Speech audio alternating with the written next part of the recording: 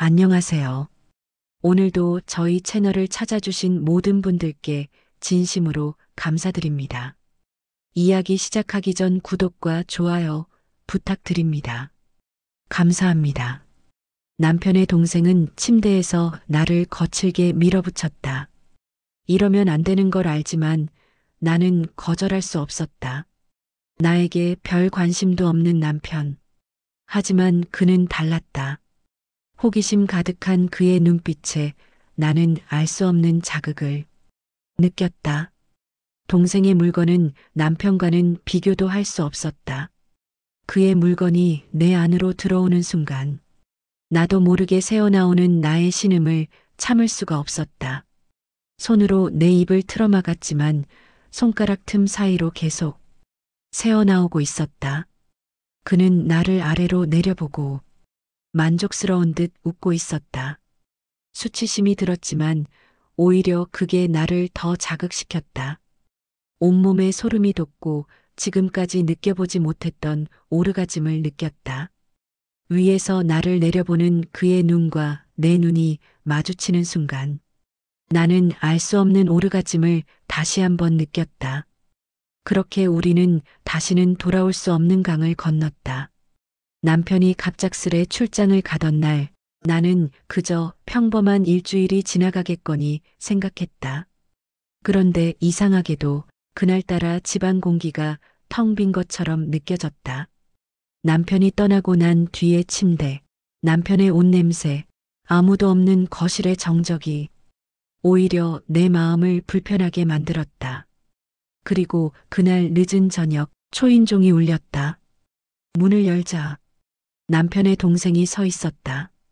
평소보다 조금 젖은 머리, 어둑한 조명 아래 묻히는 눈매, 평소보다 더 차분한 얼굴. 형 출장 갔다면서요. 누나 혼자 있으면 불안하실까봐. 그 말은 분명 배려였지만 어쩐지 그 배려가 이상할 만큼 조용하고 묵직하게 들렸다. 나는 괜히 웃으며 말했다. 뭘 불안해, 괜찮아. 들어와. 하지만 문을 닫는 순간 집안의 공기가 달라졌다. 둘이 남아있는 집은 평범해야 했지만 평범하지 않았다. 둘 다 알고 있었다. 말하지 않았을 뿐. 그는 가방을 내려놓고 삼각대를 펴듯 의자에 앉았다. 그의 손등에 흐르는 핏줄이 눈에 이상하게 선명하게 들어왔다. 형이 없으니까 집이 너무 조용하네요. 그 말은 그냥 말이 아니라 조심스럽게 던지는 어떤 시작 같았다. 나는 그 말을 흘려듣지 못하고 괜히 물잔을 닦듯 손을 바쁘게 움직이며 대답했다. 그러게 조용하긴 하네. 그 조용함 속에서 우리는 서로를 보지 않으려 하면서 계속 서로를 의식했다. 남편이 없다는 사실은 생각보다 더 큰 공간을 만들어냈다. 말끝이 흔들리고 시선이 자꾸 머물고 피해야 할 감정이 알아채지 못한 사이에 자라기 시작했다. 그리고 결정적으로 그가 낮은 목소리로 말했다. 누나, 형이 있을 때는 못 말했는데 오늘은 괜찮겠죠? 그 말은 하나의 감정을 조심스럽게 꺼내놓는 동시에 둘만 남은 집이라는 사실을 더 선명하게 만들었다. 나는 대답을 하지 못한 채 그의 눈을 똑바로 바라봤다. 그와 나는 그 순간 깨달았다. 오늘 밤 이 집은 평소와 다르다는 것을, 그리고 우리는 평소와 같을 수 없다는 것을. 남편의 동생 민호가 집에 들어온 뒤 나는 괜히 바쁘게 움직이며 테이블에 컵을 올려놓았다. 하지만 손이 미세하게 떨리고 있었다. 그 떨림이 차가운 유리컵을 건드릴 때마다 작은 소리가 방 안에 울렸다. 그는 조용히 나를 바라보고 있었다. 마치 무언가를 말하려다 말지 못하는 사람처럼. 입술이 여러 번 떨렸다. 누나, 형 출장 가니까 집이 너무 허전하죠? 그 말의 깊은 뜻을 모를 만큼 나는 순진하지 않았다. 하지만 외면하기엔 오늘의 공기가 너무 이상했다. 나는 억지로 평소처럼 말하려고 애썼다. 그냥 조용하지 뭐. 그 순간 갑자기 전등이 살짝 깜빡였다. 비가 오기 시작한 듯 창밖에서 잔잔한 소리가 들려왔다. 그는 창밖을 보며 말했다. 비 오네요. 오늘은 돌아가기 싫은데. 그의 말은 그냥 툭 던지는 말처럼 들렸지만 실제로는 여기 있고 싶다는 말이었다. 나는 심장이 더 크게 뛰는 걸 느꼈다. 그리고 애매한 대답을 했다. 그러게 밤이 빨리 깊네. 그때였다. 그가 갑자기 조용히 다가왔다. 발소리가 거의 느껴지지 않을 정도로 가까이 다가와 내 손등 위로 그의 그림자가 드리웠다. 누나. 그 한 단어에 속이 훅 내려앉았다. 그의 목소리는 낮고 담담했지만 그 속에는 분명한 감정이 있었다. 나는 피하지 않고 그의 얼굴을 마주했다. 그의 눈에는 갈등, 욕망, 죄책감, 주저함, 그리고 오늘은 멈추기 싫다는 감정이 전부 얽혀 있었다. 혹시 형이 있어서 못 말했던 말이 있어요. 그는 내 손등 위에 자신의 손을 천천히 내려놓았다. 더 이상 우연이 아니었다. 의도된 거리였다. 나는 그의 손을 빼지 않았다. 아니, 빼지 못했다고 말하는 게 더 정확했다. 무슨 말? 내 목소리는 이미 떨려 있었다. 그는 숨을 깊게 들이쉬고 내게 솔직하게 말했다. 누나가 혼자인 게 싫습니다. 제가 모르는 사이에 누나가 너무 외로워 보였습니다. 그 말은 나를 흔들어 버렸다. 민호야, 그건. 그는 고개를 저었다. 그리고 처음으로 한 발 더 가까이 다가왔다. 이제 내 숨과 그의 숨이 섞일 정도의 거리였다. 누나도 알고 있잖아요. 오늘 우리가 단둘이 남아있다는 게 평소와 다르다는 거. 방 안 공기가 일순간 달라졌다. 벽지의 반사광조차 흔들리는 것 같았다. 나는 거부하지도 않았고 그에게 다가가지도 않았다. 그저 서 있었다. 하지만 그건 이미 선 긋기가 아닌 허락이었다. 민호는 떨리는 목소리로 말했다. 오늘은 그냥 누나를 누나로 안 보고 싶어요. 순간 심장이 크게 뛰며 손끝이 차가워졌다. 나는 숨을 들이키고 아주 조용히 말했다. 오늘만? 그는 고개를 천천히 저었다. 오늘, 이 순간만 아니고 누나가 허락하는 만큼 이제 우리 둘 사이엔 어떤 말도 필요 없었다. 둘 다 알고 있었다. 이 말들이 가리키는 방향을. 나는 아주 천천히 손을 그의 손 위에 포개며 말했다. 민호야, 그럼 우리가 어디까지 가려는지 내가 먼저 정해봐. 그 말은 더 이상 되돌릴 수 없는 말이었다. 그는 숨을 들이켰다. 그리고 한 걸음 더 다가왔다. 우리 사이의 공기는 더 이상 가족의 것도 연인의 것도 아닌 전혀 새로운 공기로 바뀌어 있었다. 비가 더 세게 내리기 시작했다. 창밖의 소리가 커질수록 집안은 조용해졌다. 그는 마지막으로 물었다. 정말 괜찮아요? 나는 눈을 감고 아주 작게 고개를 끄덕였다. 그 순간 우리는 그 밤 그 집에서 돌아갈 수 없는 감정의 선을 조용히 그리고 분명히 넘었다. 그리고 그 뒤의 순간들은 말로 할 필요가 없었다. 그저 그날 밤 우리는 서로에게 다가갔다는 사실만. 시간이 지나도 선명히 남았다. 창밖에서 얇은 햇살이 커튼 틈으로 들이쳤다. 눈을 뜨자마자 느껴지는 건 어제의 공기였다. 따뜻하고 위험하고 그리고 아직 식지 않은 감정. 나는 침대 끝에 걸터 앉아 한동안 손등만 내려다봤다. 어젯밤 민호의 손이 얹혀있던 자리였다. 그 순간이 꿈이 아니란 걸 내 몸이 먼저 알고 있었다. 문틈 사이로 들려오는 발걸음 소리에 심장이 빠르게 뛰기 시작했다. 민호였다. 그러나 그의 걸음은 전혀 후회하는 사람의 것이 아니었다. 오히려 어떤 결정을 이미 내린 사람처럼 조용하고 단단했다. 거실에 나갔을 때 그는 창문 앞에서 비슷한 표정으로 서 있었다. 빈집을 지키는 듯한 모습, 그리고 나를 보자마자 그의 얼굴이 아주 조금 흔들렸다. 누나, 괜찮아요? 그 한마디가 방 안의 모든 공기를 흔들어 버렸다. 어젯밤의 순간을 스스로 인정하는 말이었으니까. 나는 애써 담담한 척 물컵을 들고 물을 마셨다. 하지만 손끝이 떨렸다. 어제 일은, 민호야, 너무 많은 감정이 뒤섞여 있었어. 그는 조금도 흔들리지 않았다. 오히려 한 발 다가왔다.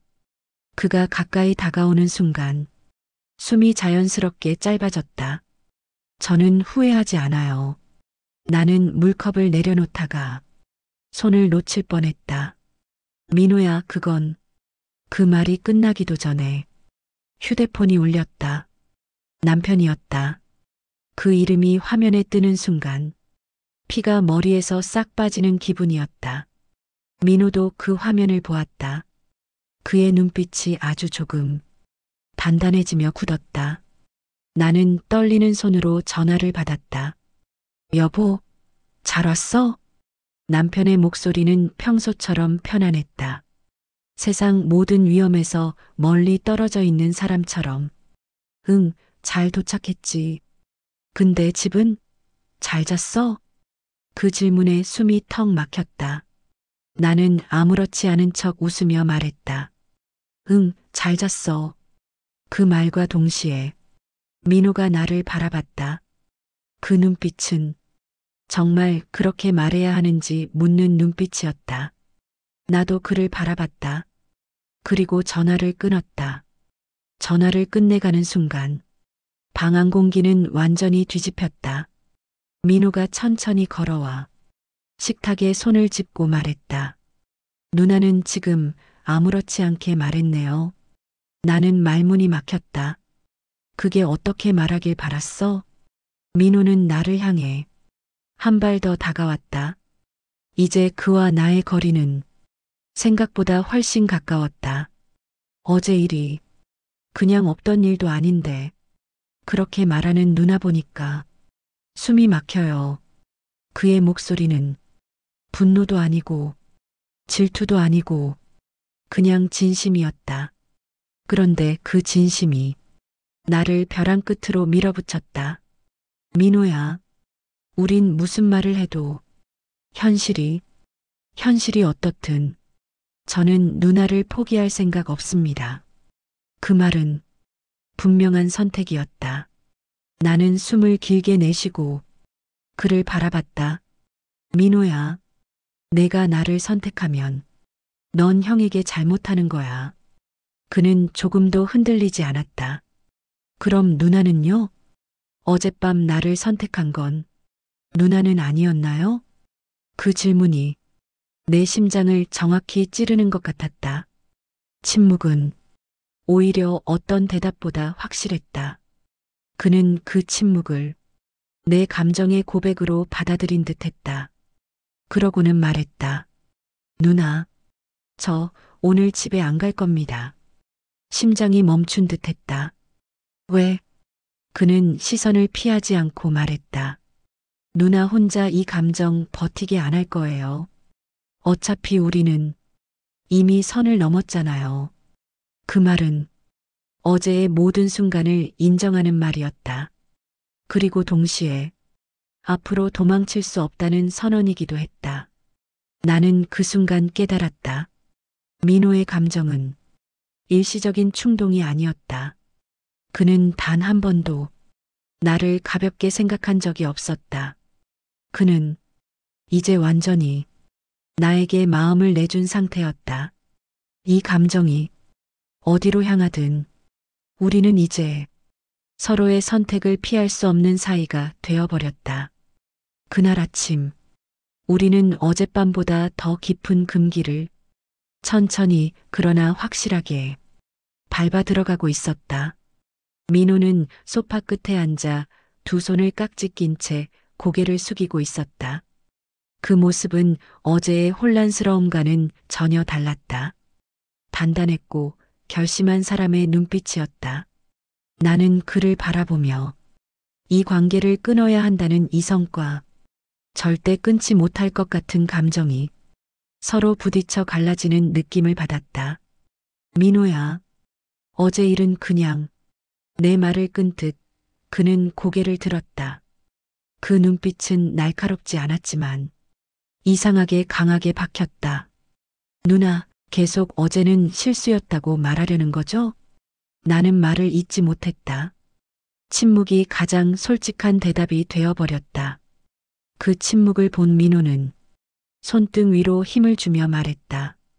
누나는 어제 나를 선택한 순간을 실수라고 부르고 싶은 거고, 민호야, 그게 아니라.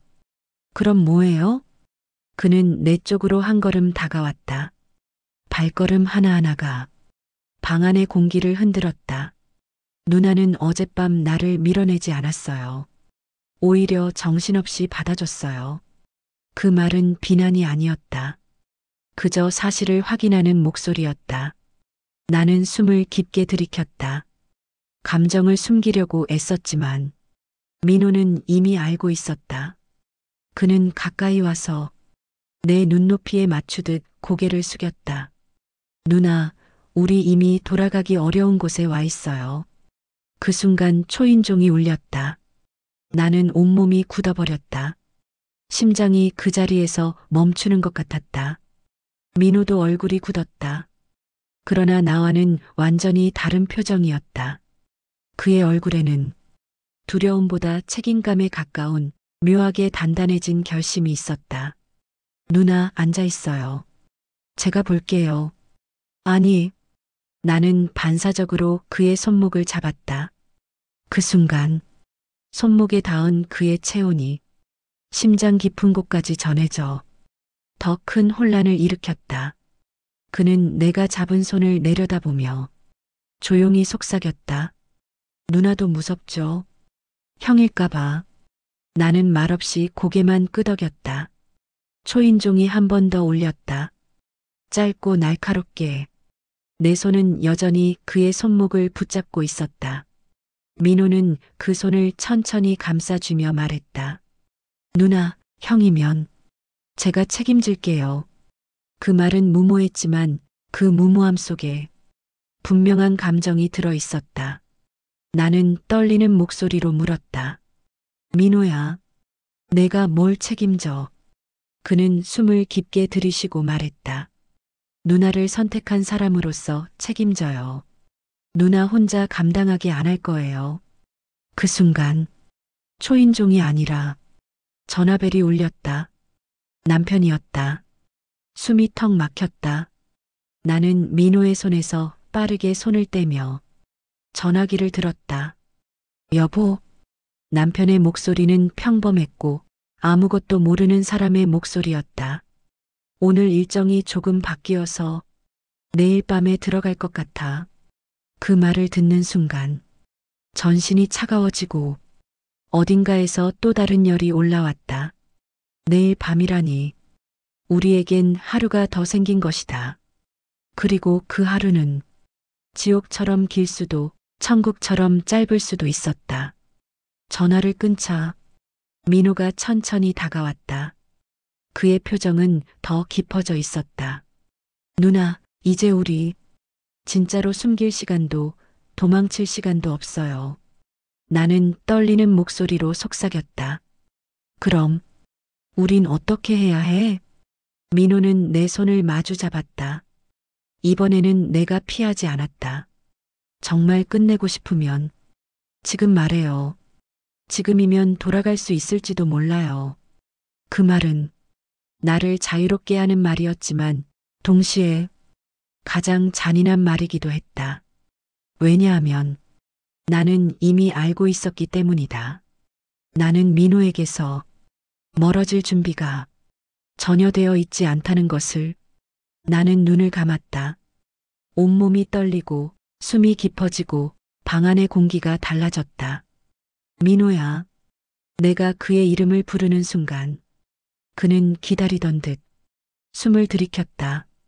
나는 천천히 눈을 뜨고 그를 똑바로 바라봤다. 나는 너를 놓을 자신이 없어. 그 순간 민호의 눈빛이 완전히 흔들렸다. 그리고 동시에 단단해졌다. 누나, 이제 우리 멈출 수 없어요. 그 말 뒤에 찾아온 침묵은 어젯밤보다 더 위험했고 더 강했고 더 뜨거웠다. 그날 아침 우리는 어젯밤보다 더 깊은 금기의 문 안으로 천천히 그러나 확실히 걸어 들어가고 있었다.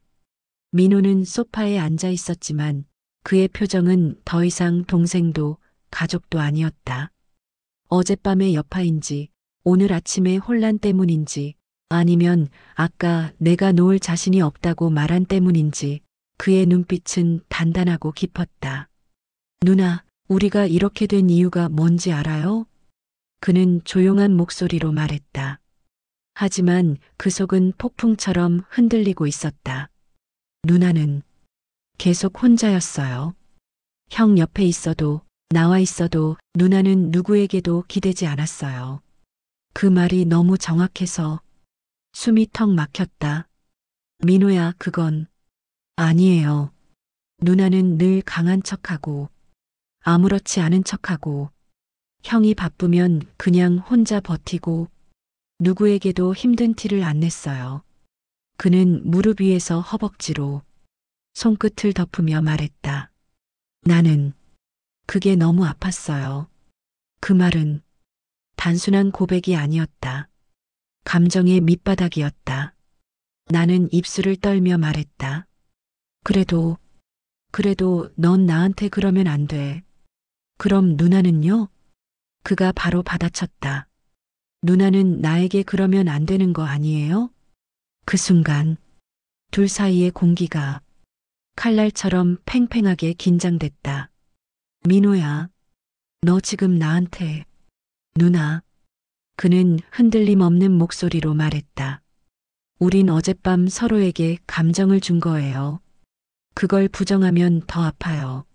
나는 고개를 돌려 창문을 봤다. 비가 더 세게 내리기 시작했고 물방울이 창문에 크게 부딪히고 있었다. 우리는 이렇게 가면 안 돼. 그럼 끊어요.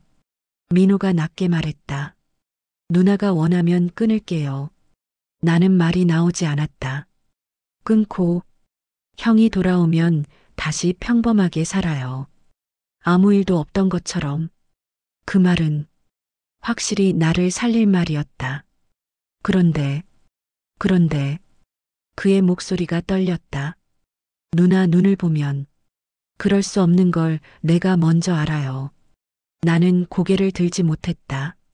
내 눈을 보면 정답이 이미 밝혀진 것이 되니까. 민호야. 나는 조용히 말했다. 우리가 서로 붙잡고 있으면 누구도 행복해지지 않아. 그는 잠시 머뭇거리더니 천천히 내 앞으로 와섰다. 그리고 아주 깊이 숨을 들이쉬며 말했다. 누나가 불행해지는 건 나는 더 못 보겠습니다. 그 말 한 줄에 내 심장이 크게 흔들렸다. 발밑이 무너지는 느낌. 그리고 동시에 어디에도 발 디딜 곳 없는 허공에 매달린 감정. 그때 내 휴대폰이 울렸다. 남편이었다. 휴대폰을 보는 순간 등줄기에 식은땀이 흐르고 민호의 손등에 혈색이 사라졌다. 받아요. 민호가 말했다. 나는 천천히 통화를 눌렀다. 여보, 지금 뭐해? 남편의 목소리가 아무렇지 않게 내 귀를 때렸다. 나야 아직 미팅 중인데. 저녁은 챙겨 먹고? 나는 대답하려 입을 열었지만 목이 잠겼다. 응, 먹었어. 내 목소리는 내 것 같지 않았다. 그래, 내일은 좀 늦을 것 같아. 그러니까 너무 기다리지 말고 자. 남편의 내일 늦는다는 말이 오히려 더 큰 공포와 여유를 동시에 줬다. 내일, 그가 돌아오기 전까지의 시간. 나는 전화를 끊고 민호를 바라봤다. 그는 조용히 내 손을 잡았다. 하지만 그 손은 어젯밤과 완전히 다른 의미였다. 어젯밤은 충동이었을지 몰라도 오늘 아침은 선택이었고 지금은 현실을 알고도 놓지 않겠다는 감정이었다. 누나, 그가 말했다. 우리가 지금 잘못하고 있다는 거 알아요. 그 한 문장이 방 안 모든 공기를 멈추게 했다. 하지만 그는 한 걸음 더 다가와 눈이 마주칠 만큼 가까이 섰다. 잘못하고 있어도 누나를 버리고 형에게 돌아갈 수는 없습니다. 나는 결국 한마디도 할 수 없었다. 누나도 알잖아요. 그가 속삭였다. 우리 둘 다 이미 형에게 돌아갈 마음이 없다는 거. 그 순간 비가 창문을 때리는 소리가 마치 심장 박동처럼 크게 울렸다. 나는 천천히 그의 손을 풀어내지 못한 채 조용히 말했다. 민호야, 우리가 지금 선택하는 건 두 사람의 인생이에요. 그는 고개를 끄덕였다. 그리고 이렇게 말했다. 그래서요. 우리가 선택해야죠. 누가 대신해주지 않아요. 그 말은 허무하거나 충동적이지 않았다. 너무나 어른스럽고 너무나 무거웠다. 그리고 나는 그 말에 더 이상 반박할 힘이 없었다. 그날 저녁, 우리는 아무 말도 하지 않았지만 둘 사이에 흐르는 감정은 어젯밤보다 훨씬 더 확실했고 위험했고 깊었다. 저녁이 깊어지자 집안의 공기는 위태로운 균형을 유지하고 있었다. 민호는 소파에 앉아 있었지만 그가 풍기는 분위기는 아침보다 훨씬 더 단단해지고 있었다. 그 단단함이 무서운 게 아니라 너무 흔들리지 않는 게 오히려 더 위험했다. 나는 부엌에서 물을 따르며 애써 정신을 붙잡으려 했다. 하지만 손끝에 닿는 물컵의 온도조차 제대로 느껴지지 않았다. 민호가 조용히 말했다. 누나, 오늘 형에게서 전화 오고 난 뒤로 표정이 계속 바뀌고 있어요. 나는 반사적으로 고개를 돌려 그를 바라봤다. 무슨 표정인데? 그는 잠시 고민하듯 했다가 말했다. 누나가 나를 잃을까봐 두려운 표정이요. 그 한마디에 숨이 흔들렸다. 내가 뭘 안다고 그래. 모르죠. 그는 고개를 숙였다가 다시 내 눈을 똑바로 바라봤다. 근데 누나가 나를 밀어내려는 게 아니라 스스로 무너질까봐 그걸 더 무서워하는 것 같아요. 나는 숨이 막혀 식탁 끝을 잡았다. 민호야, 우린 더 가면 안 돼. 그럼 그가 한 발 다가섰다. 왜 멈추지 못해요? 내 심장은 이미 정답을 말하고 있었다. 너도 알고 있잖아. 나는 작게 말했다. 멈출 수 있는 상황이 이미 아니란 거. 민호는 입술을 깨물며 숨을 크게 들이쉬었다. 누나, 그는 낮게 말했다. 형이 내일 온다고요. 그 말은 하루 중 가장 무거운 문장이었다. 그리고 동시에 우리를 가장 깊이 흔드는 말이었다. 민호는 손을 천천히 들어 내 얼굴이 아닌 내 팔과 손 사이의 허공에서 멈췄다. 절대로 닿지 않으려고 애쓰며. 그러나 닿을 뻔한 거리까지 왔다. 오늘 정리할 거면 지금 말해요. 나는 그의 눈을 똑바로 바라봤다. 민호야. 목소리가 떨렸다. 지금 말하면 그 말은 진짜 끝이라는 뜻이야. 그래서 묻는 거예요. 그의 숨소리가 가까웠다. 누나는 끝낼 수 있어요? 나는 아무 말도 하지 못했다. 그 침묵이 이미 대답이라는 걸 서로 알고 있었다. 민호의 표정이 마지막 단계를 넘기듯 조용히 깊게 바뀌었다. 형 오기 전에 도망치면서 살지 말아요. 그 말은 유혹이 아니라 현실에 대한 선언이었다. 민호야, 지금 우리가 내리는 선택은 둘의 인생을 바꾸겠죠. 그가 대신 말했다. 근데 형이 돌아오면 우리 둘 다 아무것도 말 못해요. 그 말은 내 마음을 가장 아프게 찔렀다. 우리가 대체 뭘 하고 있는 거지? 뭘 하든. 민호가 숨을 내쉬었다. 두려워서 도망치는 것만큼 나쁜 선택은 없어요. 나는 한동안 말없이 그를 바라봤다. 그의 눈에는 충동이 아니라 책임감이 앉아 있었다.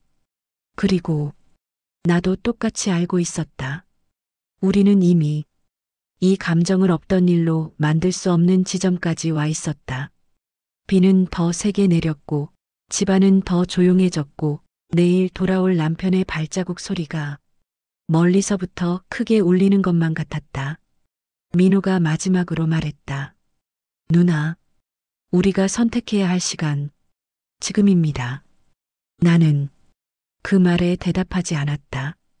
대답하지 않았다는 건 도망치지 않겠다는 거였다. 그 사실을 우리 둘 다 조용히 깨닫고 있었다. 남편이 집으로 돌아온 날 나는 너무 자연스러운 표정을 유지하려고 하루 종일 애써 웃었다. 남편은 출장 피로 때문인지 내 얼굴을 오래 들여다보지도 않았다. 당신 요즘 피곤해 보여. 민호는 뭐 별일 없고? 그 질문 한 줄이 내 심장에 얼음처럼 박혔다. 남편은 아무것도 모르는 표정이었고 나는 그 표정이 너무 미안해서 숨조차 쉬기 힘들었다. 응, 잘 지내. 가끔 들르긴 해. 그 순간 현관복도 끝에서 민호의 결심이 담긴 마지막 표정이 떠올랐다. 우리가 선택해야 해요. 그 말. 그러나 선택은 우리의 것이 아니었다. 현실이 먼저 우리를 갈랐다. 그날 이후 민호는 단 한 번도 연락을 하지 않았다. 그 침묵이 우리 사이의 마지막 예의였고 우리가 서로를 보호하기 위한 장벽이었다. 나는 남편과 일상으로 돌아가려 노력했다. 식탁을 정리하고 남편 옷을 챙기고 주말이면 장을 보고 청소하며 평범하고 무미한 날들을 이어갔다. 하지만 일상은 평온이 아니라 커다란 빈자리였다. 밤에 누워있으면 민호가 마지막으로 했던 말이 자꾸 귓가에서 울렸다. 누나, 우린 이제 돌아갈 마음이 없잖아요. 나는 돌아가려 했다. 정상으로, 아내로, 현실로. 하지만 마음은 그곳으로 돌아가지 않았다. 그렇게 3달이 흘렀다. 남편과 나는 다시 익숙한 부부가 되었지만 나는 더 이상 웃는 법을 제대로 기억하지 못했다.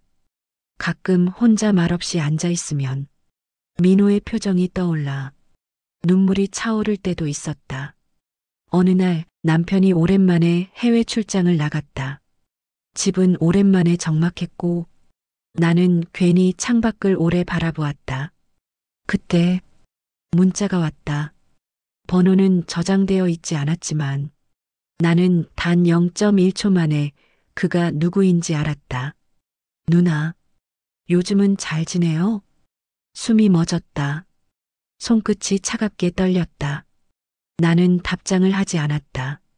답하면 안 된다고 스스로를 붙잡았다.